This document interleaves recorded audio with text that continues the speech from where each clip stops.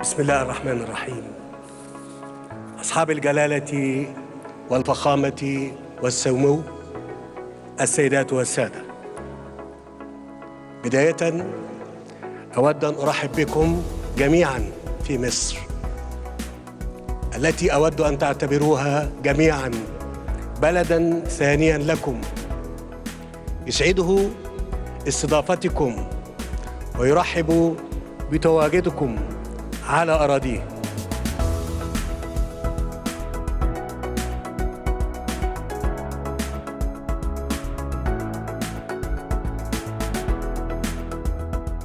I am Aliyu. I'm the co-founder and CEO of IFAZ Recycling. We're a Dubai-based circular economy startup with a focus on eliminating the idea of waste through circularity. We all know as a planet that we produce and we consume more than we can handle on this earth. At least maybe we need to find another planet. We already have a foundation, a platform for this technology and innovation to happen. Kyoto Protocol. One of the most important points is that it promotes climate technology development and transfer. This is from many, many years ago. What about the Paris Agreement? That's what is fresh in everybody's mind, right? Okay, it went on and built on what the Kyoto Protocol was trying to do, and it defines a long-term vision on climate technology as well. How come there, when you look at the landscape, you don't see enough of these practical, scalable, actionable methods of addressing climate change? A lot of food goes into landfill. Did you know that every year there's about $1 trillion worth of food that gets dumped in landfills? $1 trillion. You take whatever resources you have at the moment and you give them a new life. It's just so brilliant, practical and simple. And this is what I'm here to deliver as a message. Instead of all the complications, instead of all the complexities, we all know what the problems are. Okay, let's see what we can do today. This is the Recycled Products Company. It's a simple yet powerful idea. You take existing materials that are probably destined for landfill and you give them a new life using technology, innovation, some science, and it gets reused. You have to engage with cancer in order to defeat it. So I'm not afraid to go and see how I can work with the oil and gas industry, the big bad wolf, fossil fuel. If we don't help them, how are they supposed to achieve their sustainability goals and help the climate?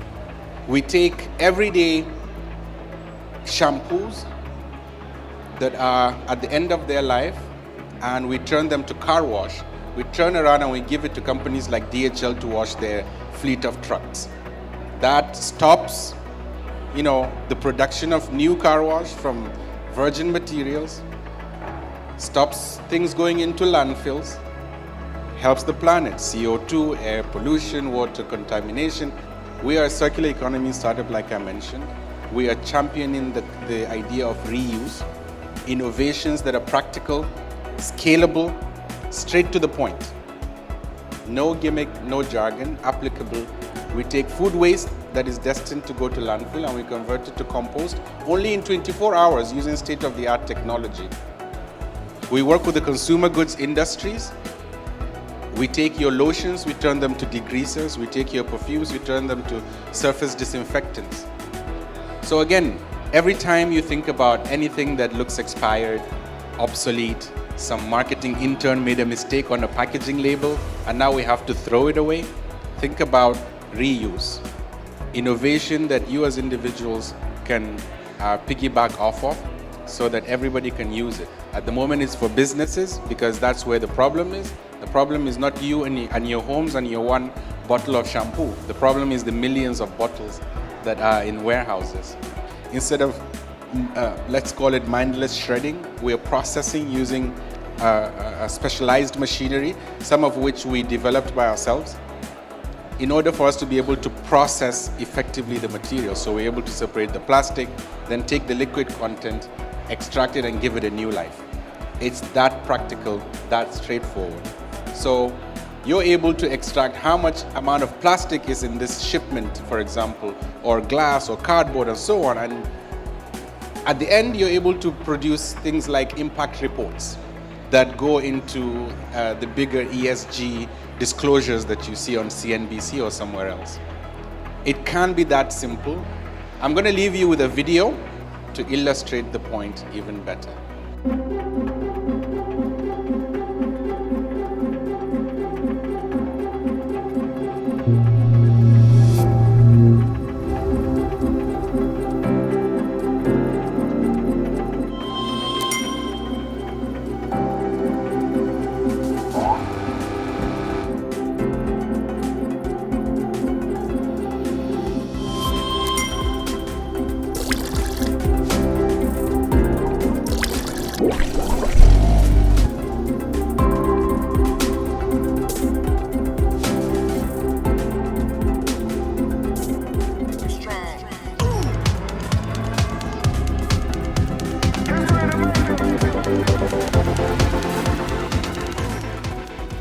My final message to you is simple.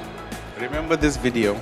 In the fight for climate change, in the year of implementation, climate action and so on, remember that it can be this straightforward, this practical, this scalable. It doesn't need too many huge boardrooms. Thank you very much.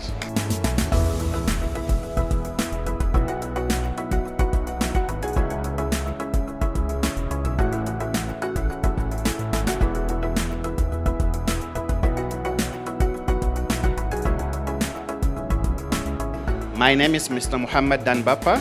I'm the co-founder and CCO of IFAS Recycling.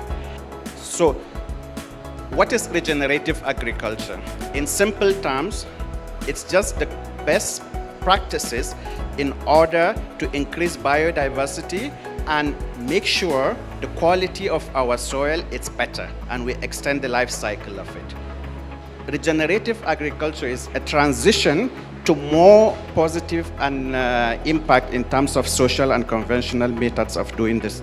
The idea is to plant as diverse crops as possible to make sure that we keep the biodiversity flowing and the organisms that are generated are not going down the soil, which at the end of the day cause the methane gas emissions that go out to the atmosphere.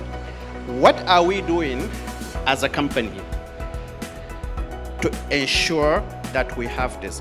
Like I mentioned, we are a circular economy company, and what we do, we take food materials that are either expired or considered scrap, and we turn it into organic compost within 24 hours. We extract ethanol from beverages like the Coke, Pepsi, and energy drink that we drink, and anything that is not recyclable, we try to upcycle it into a different thing, like a furniture or a painting. We're all doing this 100% locally to make sure that the amount of CO2 emissions that we're generating, we minimize the impact of it. So what is the role, what do we do with the compost that we talk about, and how do we get it? What we do, we come up with a home recycling mobile app where people can go to their mobile phones or any smart device, download the application, register for the service. We will arrange a collection to your homes, take the recyclables material. 50% of the waste that an individual is generated per day is related to food. But we are not doing much in terms of that. So Recover app does that. People can subscribe. This is currently in Dubai.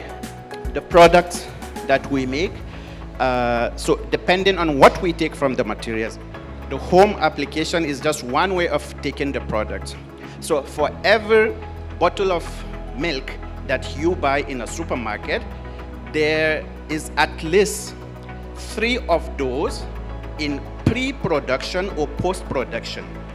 So in order to make the most impact, We need to go to the right sources where they are, and they can come in different forms and shapes. And in terms of impact that it makes, if we convert it into carbon emission, we're generating almost a billion as well. So if we're to rank carbon emissions based on the quantity, US will come first, China will come second, and then food waste will come third. That's a huge number. And we're not doing much about it. But with solutions like this, we are able to prove to the concept that, in conclusion, this is a little video of the exhibition that we talk about. And there's a place that I've dreamed of, where I can free my mind. I hear the sounds of the season and lose all sense of time. I'm moving far away to a sunny place. So to conclude that, the one key takeaway to take, guys, I would like to share with you, like, it's actually possible to make an impact in terms of reducing the CO2 emissions that we're having, in terms of the green gases that we're having in huge quantity, rather than going to homes and start taking plastic bottles or telling you to use a reusable shopping bag. This is a car wash that is made from your expired or unused shampoo, body wash, and every other household products that you use. This is tested by the Ministry of Climate Change in UAE. With that, I leave you with the crew and looking forward to having more discussions.